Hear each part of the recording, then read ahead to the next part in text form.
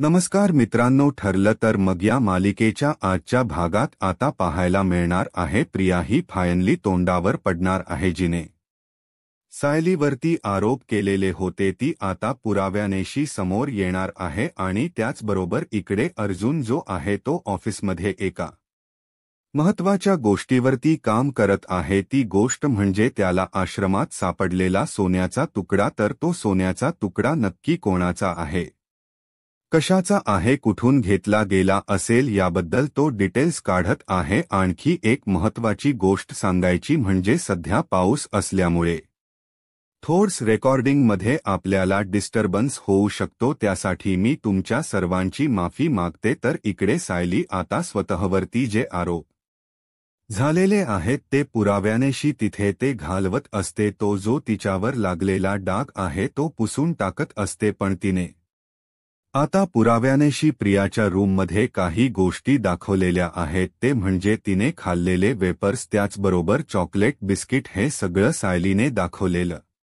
असतं। आणि त्याचबरोबर आणखी एक गोष्ट म्हणजे तेव्हा ती पूर्णाजी आणि कल्पनाला म्हणालेली असते की तुम्हाला खरंच असं वाटतं का मी उपवास मोडला असेल आणि हे सगळं खाल्लं असेल? आणि मग सगळेजण आता हॉलमध्ये आलेले असतात। पूर्णाजी कल्पना यांना खरंच राग आलेला असतो प्रियाचा, आणि त्याहीपेक्षा मोठी गोष्ट घडते ती म्हणजे पार्सलवाला येतो आणि जो आलेला पार्सल वाला आहे तो आता तिथे येतो आणि म्हणू लागतो की तन्वी सुभेदार, हे तुमचं पार्सल आहे असं म्हणत। आता तन्वी सुभेदार, जे पार्सल आहे ते घ्या, लवकर घ्या, मला उशीर होतोय असं म्हणत त्याने ते आणलेलं असतं, कारण तुम्ही पनीर चिली आणि त्याचबरोबर शेजवान फ्राईड राईस हे तुम्ही सांगितलेलं आहे। आणि मग प्रियाच तोंड पाहण्यासारखं झालेलं असतं आणि प्रियाची साथ देणारी अस्मिता आहे ती आलेल्या दिवशीच तोंडावर पडलेली असते। प्रियाच तोंड खरंतर खूपच असं बघण्यासारखं झालेलं असतं आणि त्यात सायली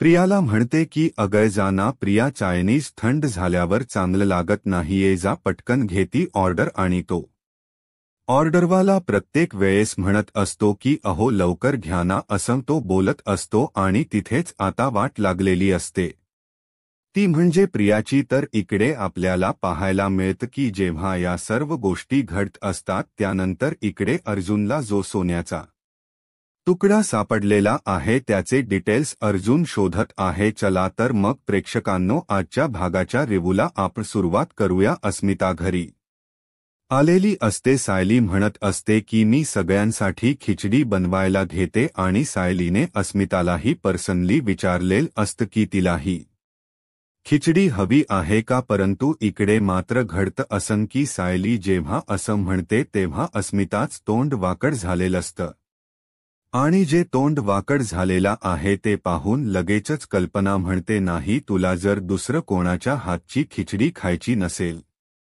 तर मला काय वाटत माहिती आहे का की मी तुला स्वतः माझ्या हाताने बनवून देते असं ती बोलत असते। तेव्हा मात्र अर्जुन आणि सायली एकमेकांकडे पाहतात। प्रतापलाही ही गोष्ट आवडलेली नसते, कारण जे काही घडलेलं असतं ते फक्त आणि फक्त प्रियामुळे घडलेलं असतं। तरीही सायलीवरती प्रत्येक वेळेस आरोप केले जात असतात आणि ही अस्मिता आल्यावर आता तिचे नक्कीच वेगळे आता कांड सुरू झालेले असतात। पण ती अस्मिता कशा पद्धतीने तोंडावर पडत आहे हे मात्र आपल्याला पाहायला मिळणार आहे। तर अस्मिताची ही नाटक चाललेली असतात आणि अस्मिता ही आता लाडकी लेक कल्पनाची, आणि त्यामुळे इतक्या 2-3 महिन्यानंतर आली म्हणजे आता झालं तिचे लाड पुरवायला सुरुवात झालेली असते। त्यासोबतच इकडे पाहायला मिळतं की जेव्हा या सर्व गोष्टी घडत असतात तेव्हा मात्र इकडे आता अश्विन त्याचबरोबर सगळेजण तिथे असतात। तेव्हा इकडे लगेचच अस्मिता म्हणत असते की मी थोडीशी खिचडी खाई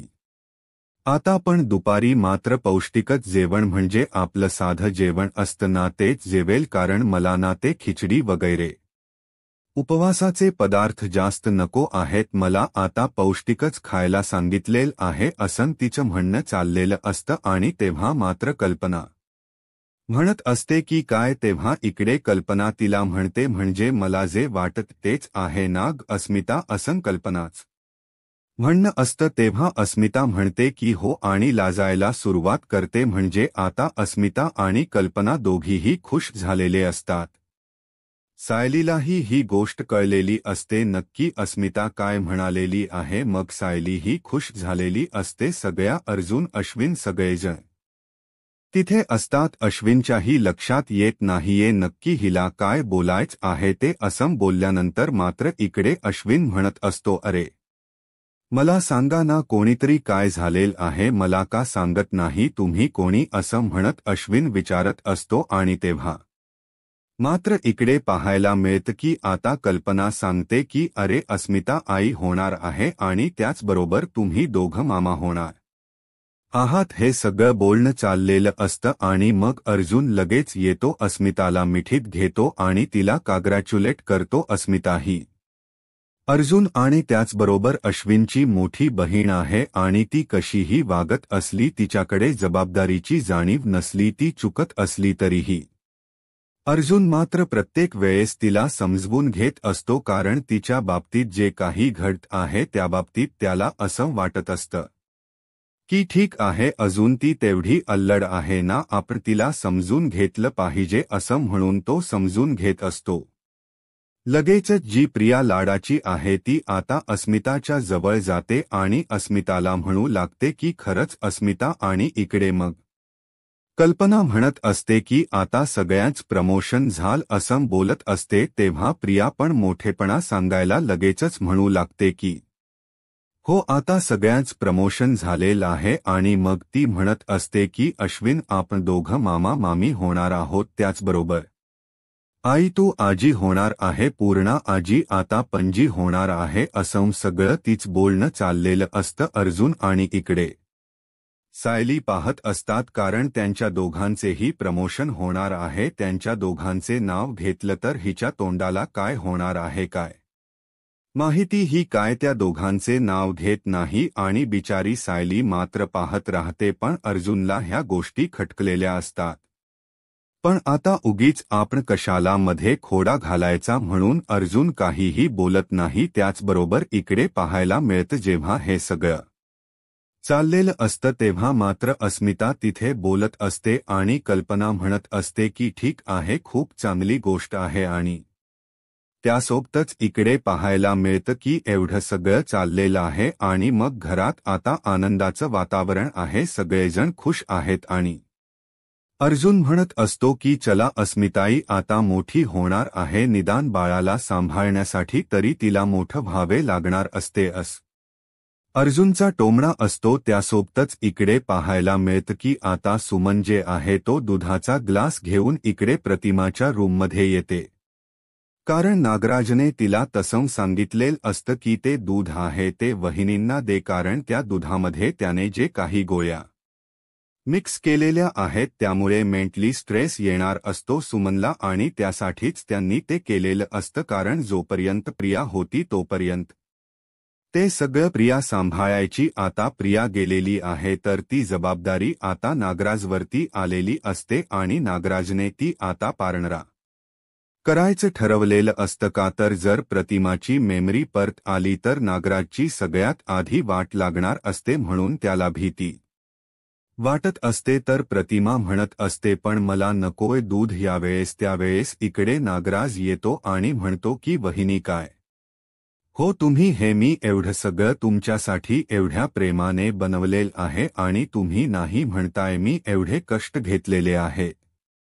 तेव्हा सुमन सांगत असते की हो प्रतिमा वहिनी आजचं हे जे दूध आहे ते यांनी बनवलेलं आहे. त्यावेळेस नागराज म्हणतो असतो किती त्रास घेतलाय मी ते दूध बनवायला कारण मी किचनमध्ये गेलो त्याच्यानंतर पातेलं घेतलं त्यात दूध टाकलं ते गरम केलं नंतर ते ग्लासात ओतलं त्यात चिमूटभर साखर टाकली चमच्याने ढवळलं आणि आता तुम्ही नाही म्हणताय मी रोज तुम्हाला वहिनी दूध देणार आहे तुम्हाला शांत वाटण्यासाठी. तेव्हा इकडे प्रतिमा म्हणत असते पण मी शांत आहे माझा मेंदू शांत आहे मला काहीच त्रास होत नाहीये पण आता नागराजने बनवले याचा अर्थ आपण घेतलं पाहिजे तर आपल्या प्रेमाने एवढी काळजी घेतली जाते असं सगळं प्रतिमाच्या डोक्यात येतं आणि त्याचबरोबर ती मात्र तो दुधाचा ग्लास तोंडाला लावते. झालं आता प्रतिमाने तर दूध घेतलेलं असतं आणि नागराजने एक सुटग्याचा श्वास घेतलेला असतो आणि तो म्हणालेला असतो की आता रोज मी तुम्हाला दूध देणार आहे. इकडे आपल्याला पाहायला मिळतं की प्रिया आणि अस्मिता दोघी बोलत असतात. प्रिया म्हणत असते की अस्मिता तू गेल्यापासून ना त्या सायली जरा जास्तच माजली. तिने ना जरा आतीच केलेलं आहे आणि बघितलंस ना ती ना खूप पुढे पुढे करत असते. तेव्हा अस्मिता म्हणते हो बघितलं ना माझ्या पण कशी पुढं करत होती पण मेघना तिला भावच देत नाहीये कारण तिची लायकीच नाहीये ती असं म्हणत अस्मिता आता सायली बद्दल वाईटच बोलत असते. त्याचबरोबर प्रिया म्हणत असते अगं मला तर खूप भूक लागली मला कळतच नाहीये. अस्मिता म्हणते पण पूर्णाजीने आजपर्यंत असं कधीच केलेलं नाहीये ज्याला उपवास करायचा त्यांनी करायचा. तेव्हा प्रिया म्हणत असते पण करणार काय कस माहिती का मी जर उपवास नाही केला तर मी तोंडावर पडेल ना. सायलीने स्वतः तोंड करून सांगितलं की मी तर म्हणे निर्जळ उपवास करणार आहे आता काय करायचं. तेव्हा अस्मिता म्हणते तुला उपवास सहन होत नाही ना मग एक साधी सोपी गोष्ट आहे ना आपण काय करूया माहिती का इथं रूममध्ये बसून खाऊ शकतेस तू. तेव्हा प्रिया म्हणत असते पण ते बाहेरून अन्न वगैरे ह्या सगळ्या गोष्टी कशा मॅनेज करायच्या. अस्मिता म्हणते एवढं काय त्याच्यामध्ये माझ्याकडे आहे सगळं माझ्या पर्समध्ये अगदी चॉक वेफर्स बिस्किट राजगियाचे लाडू हे सगळं माझ्याकडे आहे त्यामुळे माझ्या पर्समधला आणून मी तुला देऊ शकते. तेव्हा प्रिया म्हणते जा लवकर घेऊन ये आणि त्यानंतर प्रिया म्हणते की आणखी एक गोष्ट काय करू माहिती का पण मी ना ऑर्डर पण करते बाहेरून गरमागरम म्हणजे कसं माहिती का मला काहीतरी चमचमीत खायची पण इच्छा झालेली आहे असं म्हणत ती आता ऑर्डर करायला घेते. तेव्हा मात्र अस्मिता म्हणते ठीक आहे. इकडे अर्जुन आणि त्याचबरोबर चैतकडे सायली बोलत असतात. चैतन्य हे तिथे आलेला असतो आणि मग अर्जुन म्हणत असतो की तुम्ही माझ्यासाठी वरती इथं खिचडी आणलेली आहे. तेव्हा सायली म्हणते हो ना तुम्ही खायलाच तयार नव्हता ना म्हणून वरती घेऊन आली आणि मग हा माझा चेला आहे त्याचं काय. तेव्हा सायली म्हणते मी त्यांच्यासाठी पण आणते. तेव्हा तो म्हणतो की राहू दे आम्ही ना दोघे एकाच प्लेटमध्ये खाऊ. तेव्हा चैतन्य म्हणू लागतो की हो कसे माहीत आहे का कॉलेजमध्ये जस आम्ही खायचो ना तसे एका प्लेटमध्ये खाऊन घेतो म्हणजे कॉलेजच्या जुन्या आठवणीही जाग्या होती असं दोघेजण बोलत असतात आणि दोघेही खुश झालेले असतात. फायनली त्यांचं असं म्हणणं असतं की कॉलेजमध्ये असताना जी मजा करायचो ना आम्ही तशा मजा मारून आज सगळं व्यवस्थित होणार आहे हे सगळं बोलणं चालू झालेलं असतं. त्यासोबतच इकडे आपल्याला पाहायला मिळतं की अस्मिता आणि प्रिया दोघीजणही आता बसलेले असतात ऑर्डर करत असतात आणि त्यांचं असं म्हणणं असतं की आता पनीर चिलीची ऑर्डर करते आणि त्याचबरोबर शेजवान राईस असं ऑर्डर करायचा आहे. चमचमीत म्हणजे खूप चमचमीत. आता ही अस्मिताजी इतक्या वेळ खाली बोंबा मारत होती की मला फक्त पौष्टिकच खायचं आहे मला फक्त पौष्टिकच खायचं आहे आणि आता हिला चायनीज किंवा वेपर्स हे सगळं ब्र चालत आहे म्हणजे सगळ्यांना सांगताना तोंड वर करून सांगत होती की मी फक्त पौष्टिक खाणार. त्यानंतर इकडे चैतन्य आणि त्याचबरोबर अर्जुन बोलत असतात. चैतन्य म्हणत असतो काय झालं. तेव्हा सायली म्हणत असते की आता घरामध्ये सगळं बदलतंय. चैतन्याला कळत नसतं म्हणजे काय आहे याचा अर्थ. तेव्हा सायली म्हणते की इतक्या सगळ्यांना बाहेर सांगायचं नसतं पण तुम्ही घरातलंच आहात ना म्हणून मी तुम्हाला सांगत आहे असं सायली चैतन्याला बोलते आणि म्हणते की अस्मिताताई आई होणार आहे आणि तुम्ही. तेव्हा चैतन्य म्हणतो की मी मामा होणार आहे. अर्जुन तुझं प्रमोशन झाल्यावर तू पण मामा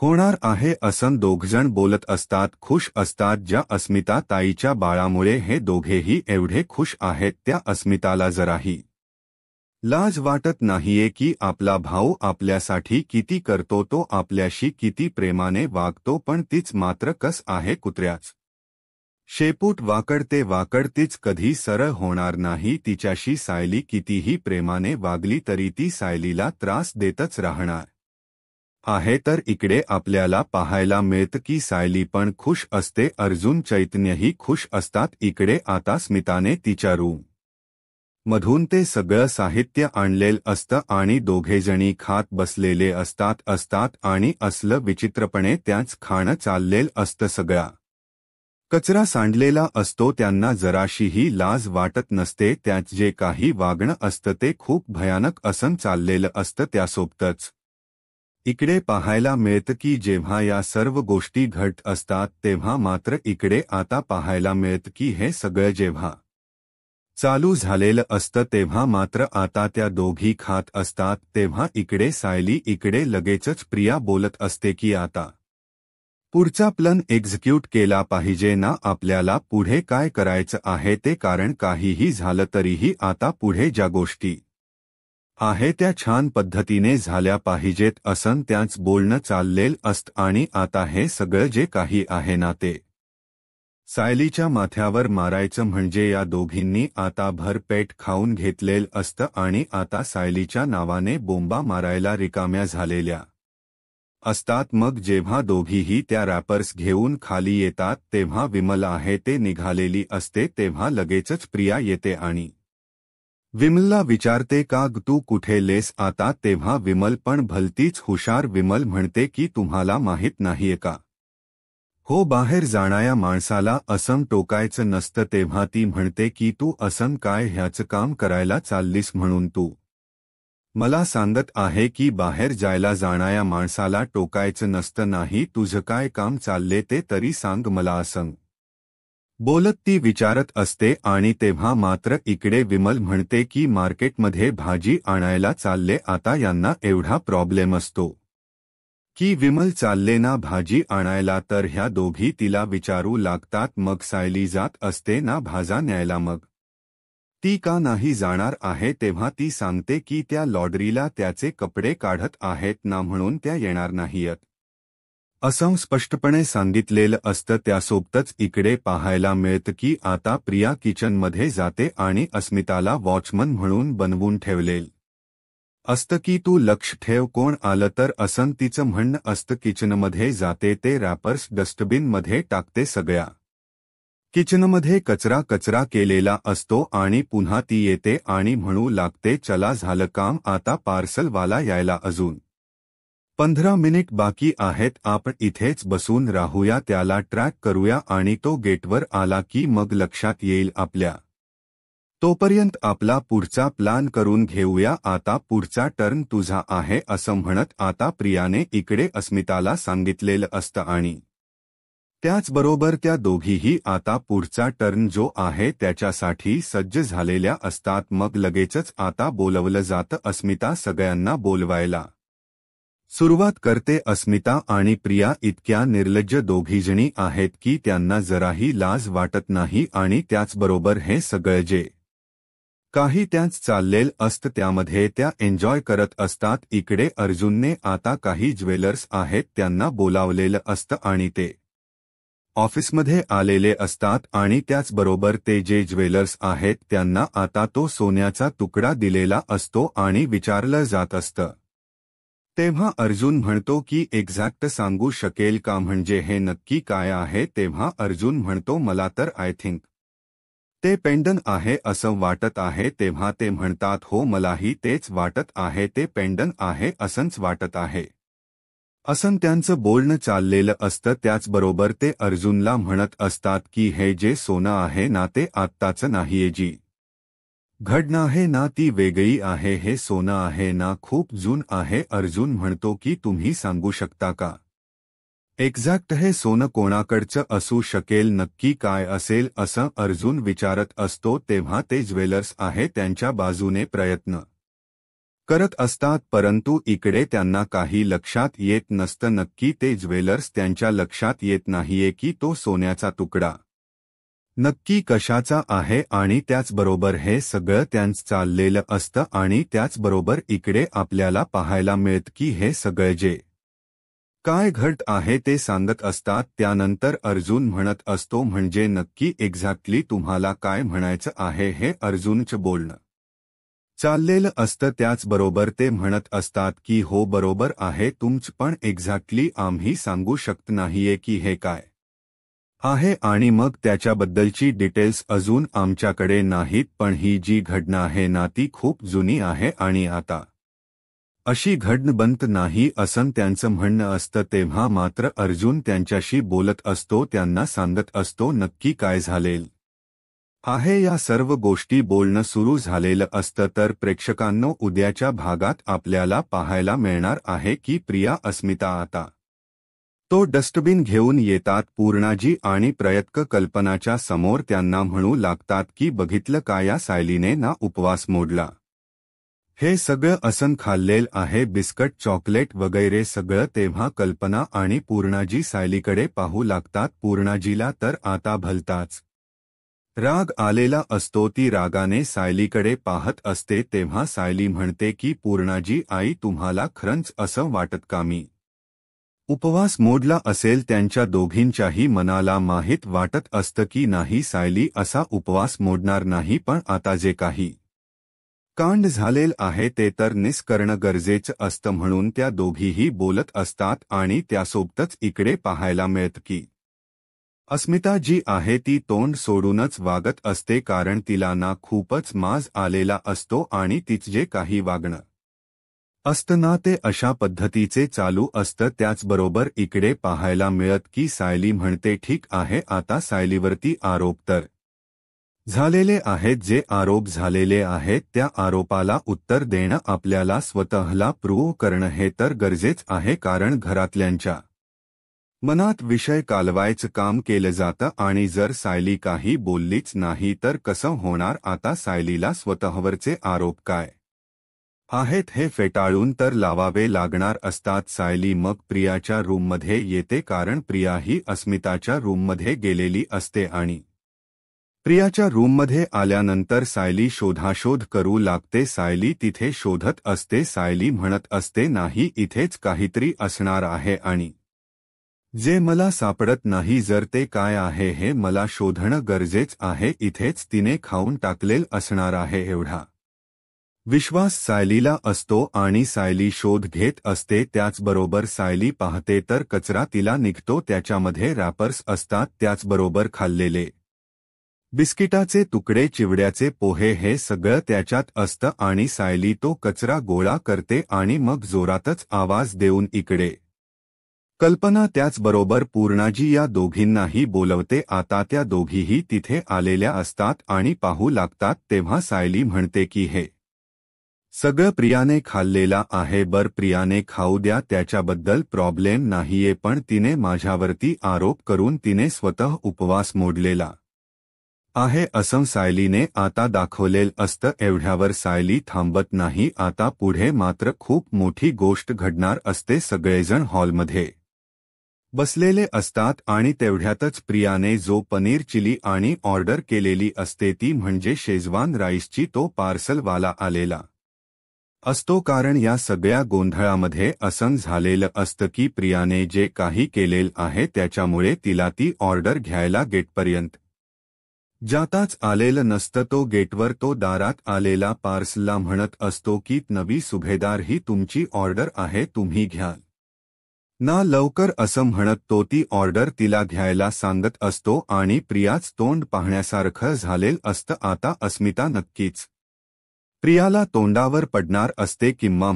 प्रिया म्हणेल की हे सगळं अस्मिताला खायचं होतं म्हणून मी ऑर्डर केलेलं आहे. आता त्या दोघींच नक्की काय होणार आहे ते त्यांनाच माहिती आहे आणि त्या दोघी एकमेकींच्या तोंडाकडे पाहत असतात. आणि तेव्हा मात्र सायली म्हणत असते की प्रिया जाना चायनीज ऑर्डर केलेला आहे ना, आणि त्याचबरोबर हे सगळं जे काही आहे ना चायनीज थंड झालं की चांगलं लागत नाहीये, त्यामुळे लवकरात लवकर जाऊन तू ते ऑर्डर घे आणि खा असं म्हणत ती तिलाच चिडवत असते, तिच्याशी बोलत असते. हे सगळं बोलणं चाललेलं असतं. तर अशाच अपडेटसाठी चॅनलशी कनेक्टेड रहा. कारण प्रियाला इकडे अस्मिताने चांद इकडे प्रियाला सायलीने चांगलंच तोंडावर पाडलेला आहे आणि तिची वाटही लावलेली आहे। आता पुढे काय होईल हे पाहायला आत्ताच माझा महाराष्ट्र या यूट्यूब चॅनलला सबस्क्राईब करा। धन्यवाद।